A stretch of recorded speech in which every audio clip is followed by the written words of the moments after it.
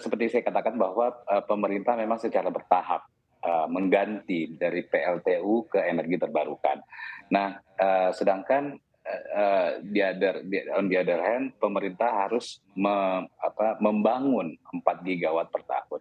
Nah, jadi, kita tidak akan mengurangi merasa kurang, daya daripada listrik, tapi, eee, sebenarnya pemerintah menggantikan apa yang sudah ada, gitu, menggantikan batu bara dengan, EBT tersebut. Jadi, eee, kami dari pengusaha tidak perlu takut akan kehabisan listrik gitu ya, Mhm.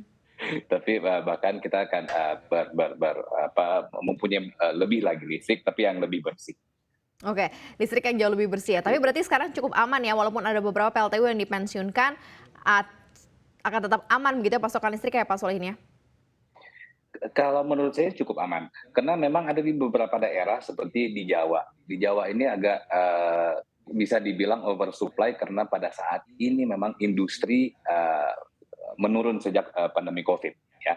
Nah, oleh karena itu makanya, karena kurang bergairah lagi di daerah yang kita kita bisa melihat bahwa di daerah yang, pembangkitan listriknya yang menggunakan coal ini, eee, hasilnya kurang diminati oleh pasar Eropa misalkan. Mhm. Jadi otomatis, kita mempunyai big opportunity sebagai pengusaha untuk mencari tempat yang di mana ketersediaan daripada EBT ini, sangat banyak. Misalkan di pulau-pulau luar, Pulau Sumatera misalkan, Pulau Sulawesi. Jadi, secara penyebaran industri itu akan lebih lebih dinamis, seperti itu.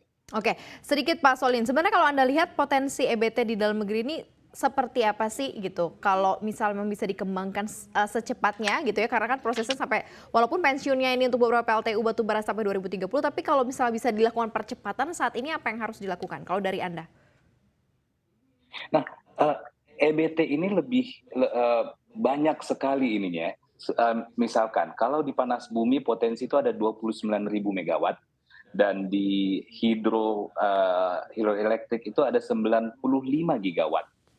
Jadi, yang perlu, yang kami harapkan dari pengusaha adalah bagaimana, pemerintah mempercepat, misalkan izin, karena memang, banyak banyak daripada, pengusaha agak sedikit komplain karena, perizinan yang agak terlalu sedikit lama, Mhm, kayak gitu, seperti itu. oke. Jadi seperti ya, Menjawab kayak soal gitu. perizinan, perizinannya agak agak, lambat begitu ya, Pak, ya?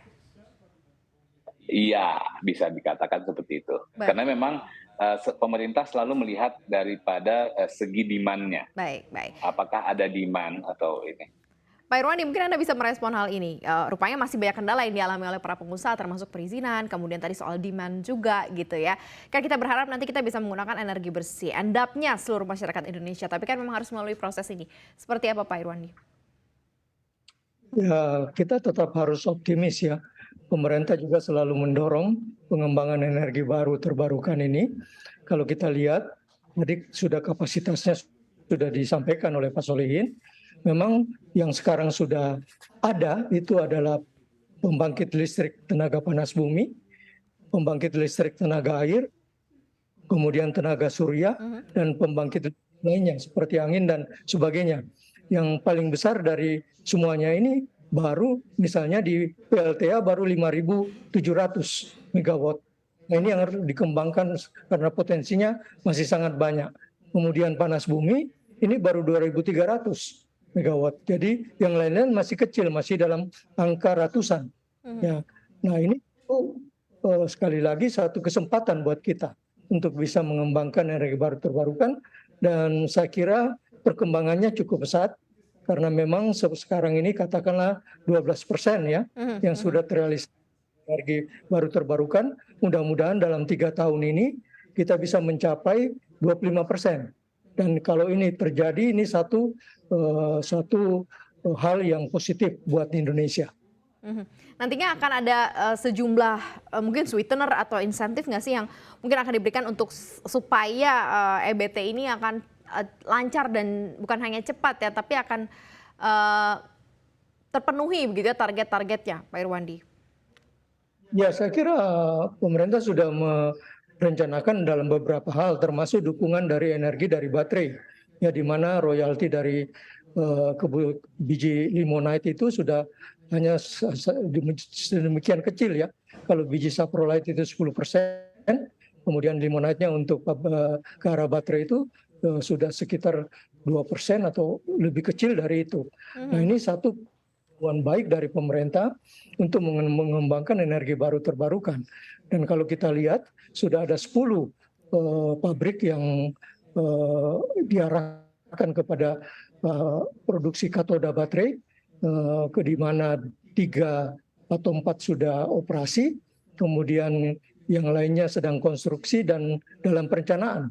Nah, kalau ini sesuai dengan rencana, saya kira akan mengisi kekurangan-kekurangan daripada energi terbarukan di masa yang akan datang.